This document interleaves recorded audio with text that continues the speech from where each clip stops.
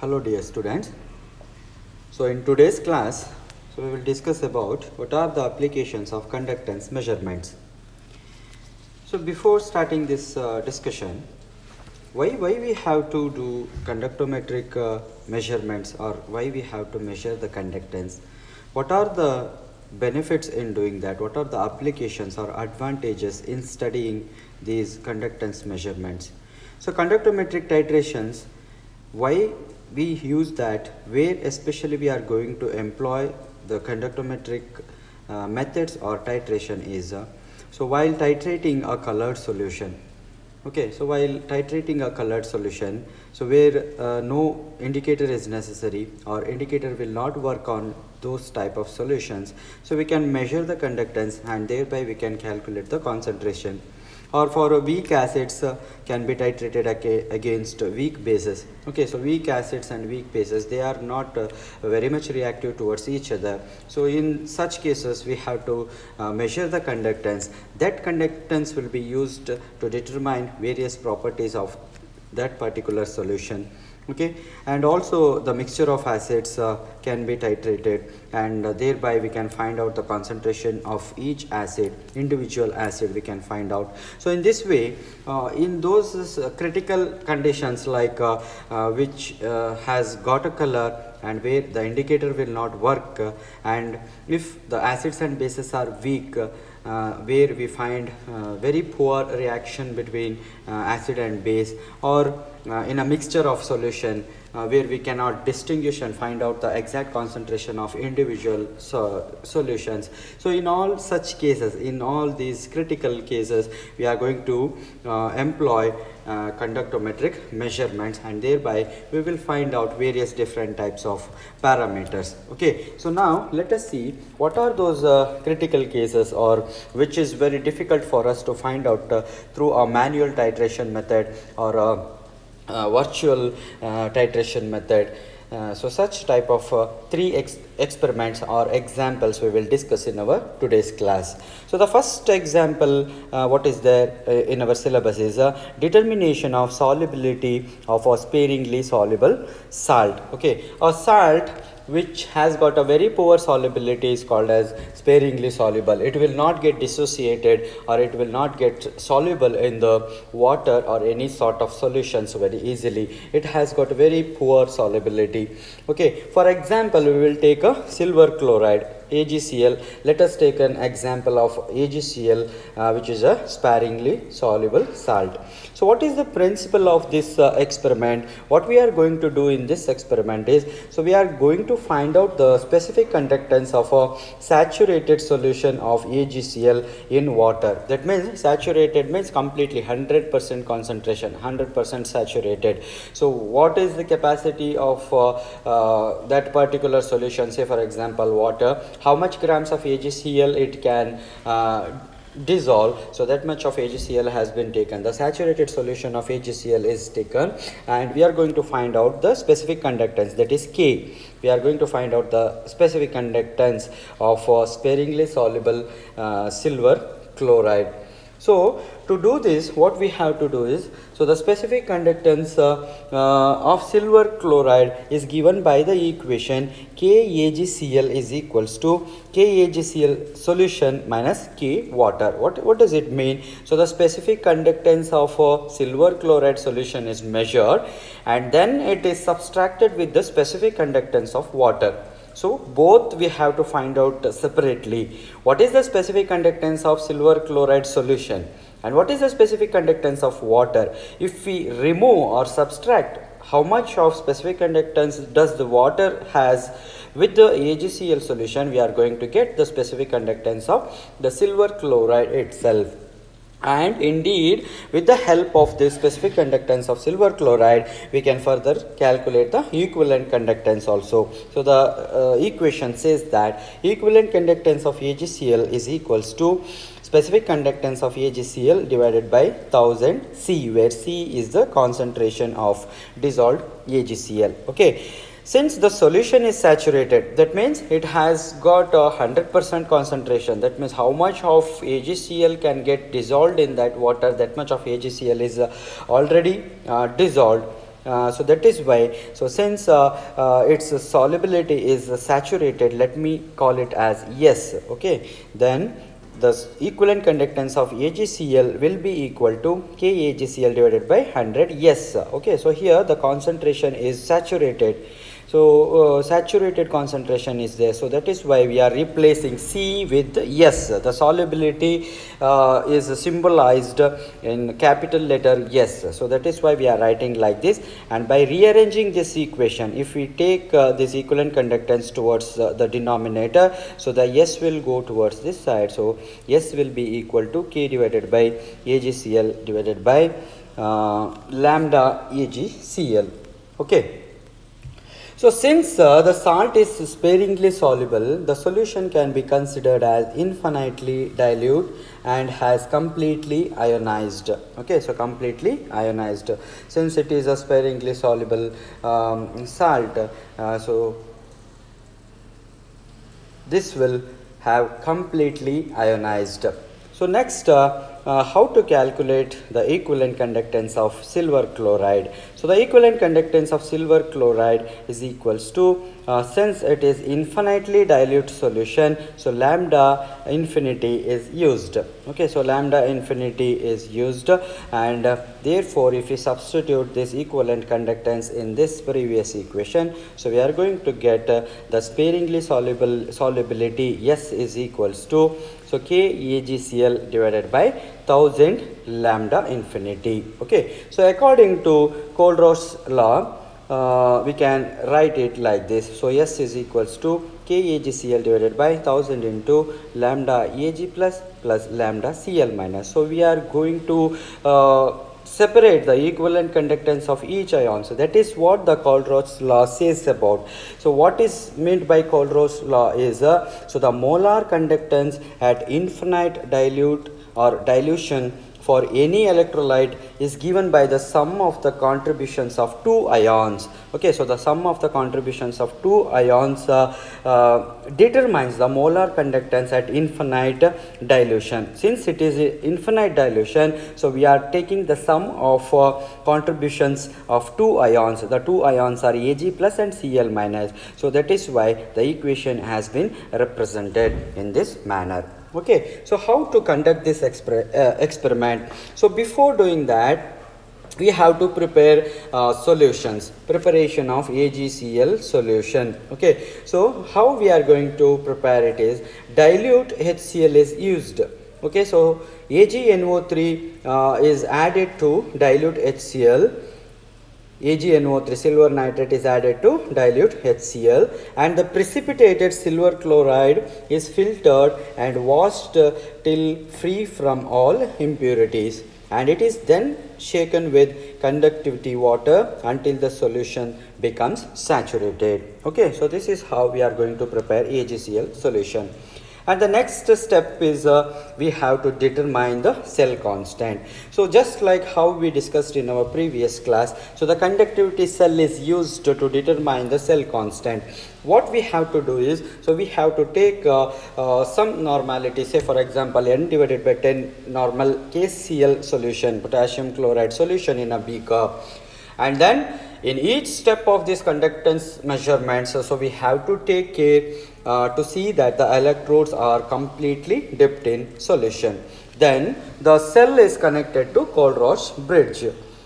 So by connecting the cell to the Kohlrausch bridge, what we are going to do is, so the resistance is measured. By knowing the resistance, the specific conductance value of KCl at the laboratory temperature, so we can determine the cell constant, or we can calculate the cell constant. Okay, so this is the second step what we have to follow in the procedure. And next, the third one is so how to determine the specific conductance of AgCl and conductivity of water. This we have already seen. So we have seen how to determine the resistance, how to determine the specific conductance. The same sort of experimental connections has to be made, and here also the conductivity cell is removed from KCl, which was used in this step in the second procedure to determine the cell constant. We have used on conductivity cell. That that has to be removed from the KCl, and it has to be rinsed with the saturated AgCl solution, because here we are determining the specific conductance of AgCl solution. So that is why we have to rinse with the solution which we are going to determine the specific conductance, and then it is dipped into the solution of AgCl which has been taken in another beaker, and then the resistance of the silver chloride is measured, and the resistance of pure conductivity of the water is also determined. Okay, so both is needed. So if you see here, so how we are going to find out the equivalent conductance or solubility is, so we should know both, that is what is the specific conductance of silver chloride solution and what is the specific conductance of water. So both is needed, both is necessary. So that is why we have to check the resistance of silver chloride solution, and also we have to measure the resistance of pure conductivity or the conductance what the water is having, that also has to be determined. And okay, so knowing all these values, so what are the values we have founded out here? One is the specific conductance of the water and AgCl solution, and cell constant. What is the cell constant? By knowing all these values we can calculate solubility. Okay, so how we do the calculations? So let us see step by step. Okay, so first we have to calculate cell constant. So to calculate this, specific conductance is needed. We have to first measure the specific conductance of KCl solution, and this is the known specific conductance, that is in laboratory temperature. The KCl will have a specific conductance of 1.289 Siemens per meter. Okay, so Siemens per meter, and the conductance of KCl solution is let me call it as C1. So C1 Siemens per meter. Oh, so this is the conductance. So how to calculate the cell constant? We know that cell constant is equals to L divided by A, that is the difference in length. What is the distance of separation of two electrodes, which we measure in terms of length, divided by, and what is the area of the two electrodes? The area, length divided by area, gives us a cell constant. So this also can be written as K divided by C1, where K is the specific conductance of the solution and C1 is the conductance of the solution, that is KCl. Okay, so K is the specific conductance, so we know that specific conductance, and the concentration of the solution or the conductance of KCl solution is represented as C1. Okay, so this is how we are going to calculate cell constant. And the next what we have to calculate, so to calculate the specific conductance of AgCl solution. So first we have to see conductance of saturated solution, that is AgCl, let me call it as CAgCl, and cell constant is L divided by A. And next is the specific conductance of AgCl solution is equals to, so the conductance of AgCl solution into L divided by A gives the specific conductance of AgCl solution. So next is to calculate the specific conductance of water. So we have to calculate same type, so the same in the same manner. So we are going to calculate the specific conductance of water. So here we are going to take the conductance of water into L divided by A. So this is cell constant. Okay, so this gives us the specific conductance of water. So we have all the two terms what we need. That is the specific conductance of AgCl solution is known with this equation, and the specific conductance of water is known with this equation. And now to calculate the solubility, so specific conductance of AgCl alone, if we want to know the specific conductance of AgCl alone, we have to subtract this, subtract the specific conductance of water with the specific conductance of AgCl solution will give the specific conductance of AgCl alone. Okay, so AgCl alone is obtained.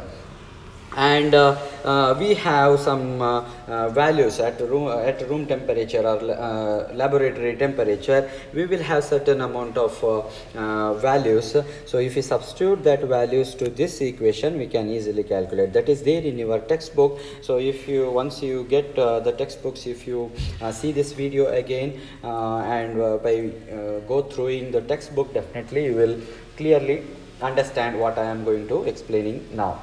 Okay, and the next important application is a determination of ionic product of water.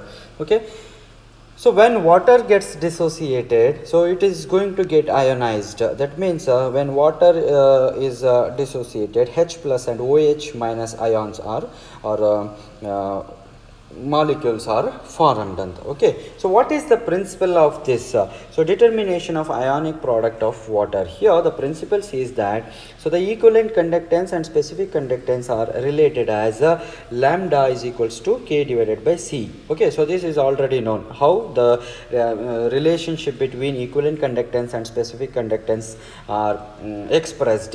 Okay, so this is lambda is equals to K divided by C, where C is the concentration of the water which has ionized in meter cube of pure water, and its value can be calculated as follows.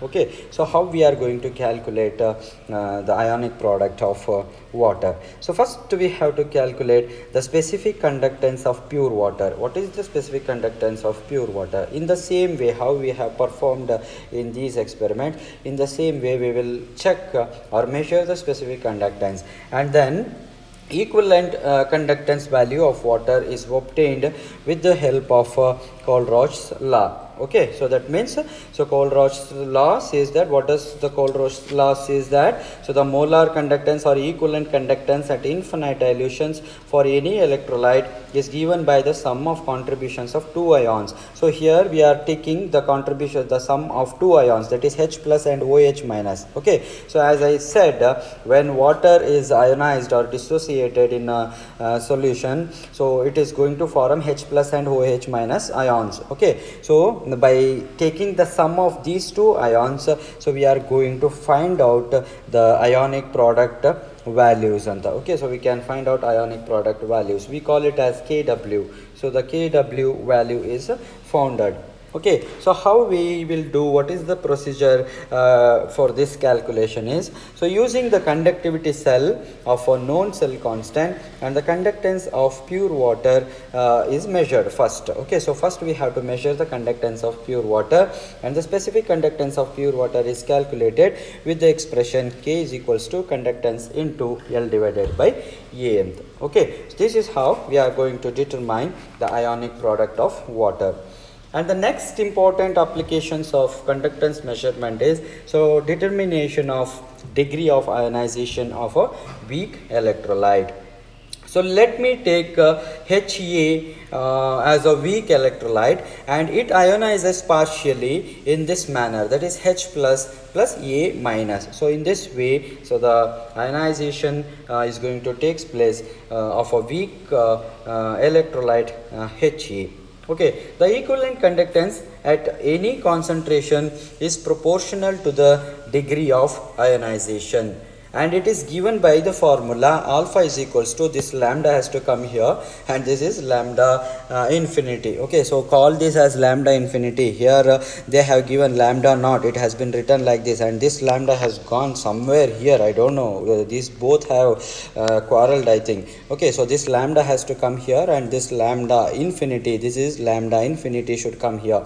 So alpha is equals to lambda divided by lambda infinity, and the value of lambda infinity is obtained by Kohlrausch's law. That means by taking the sum of two individual ions, so that is lambda plus, let me call it as lambda plus and lambda minus. So the value of lambda infinity, which will be equal to lambda plus plus lambda minus. Okay, so this is according to Kohlrausch's law. Okay, and what is the procedure, how we are going to do this experiment is, so here also we are going to use a conductivity cell which is dipped in the KCl solution. Okay, once after dipping the conductivity cell into the KCl solution of known concentration, we are going to measure the resistance. First we will measure the resistance with the help of Kohlrausch's bridge, and then the cell constant is calculated. So the expression for cell constant calculation is L divided by A, which is equals to the specific conductance of KCl into R1. R1 is the resistance what we have found out.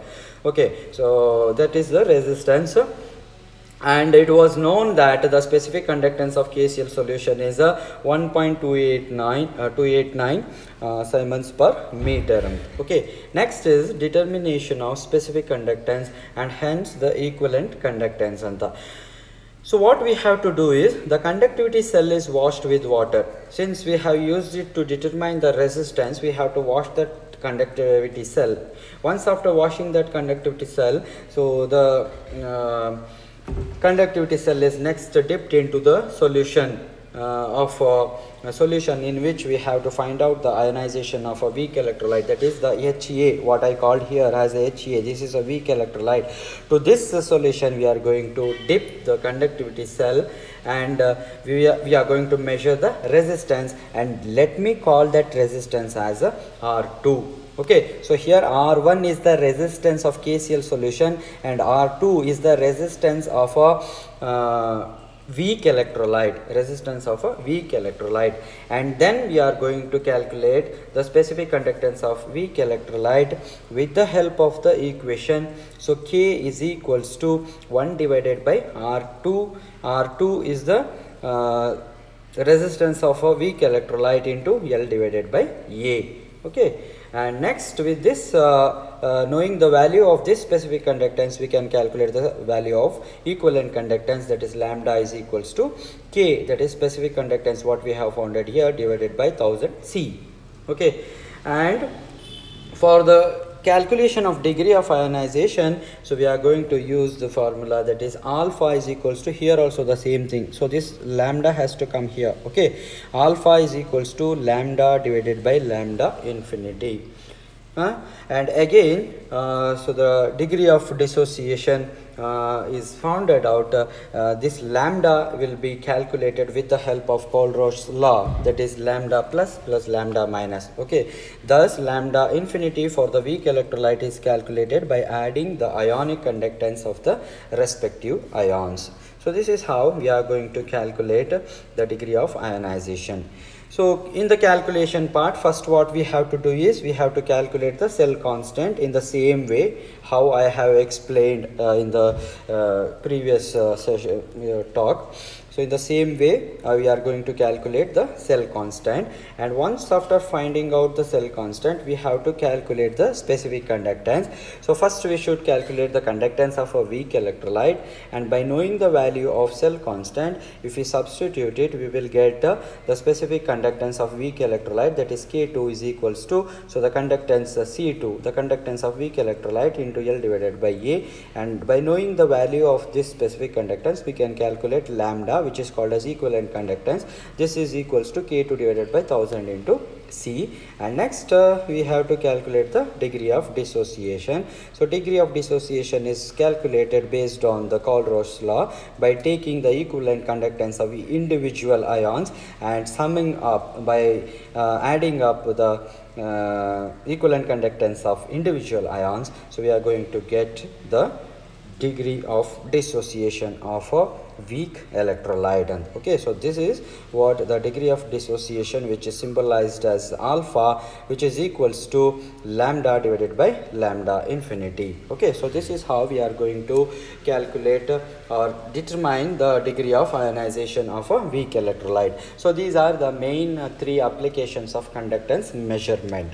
Okay, so in our next class we will see about the conductometric titration. Based on these three applications and based on the specific conductance, cell constant, equivalent conductance, all these, there are a lot of problems in the textbook, but I cannot solve the problems in PPT and all. They are very simple problems. You can go through it once you get your textbooks. Otherwise we will discuss all these problems in our direct classes only. Okay, once the college resumes, so we will discuss all these problems directly, but as of now I hope you have understood what are the applications of conductance measurement. Okay, so in our next class we will start with conductometric titrations. So what are the different cases in conductometric titrations and why we will use it, what are the advantages, so all those things we will discuss in our next class. Thank you, dear students.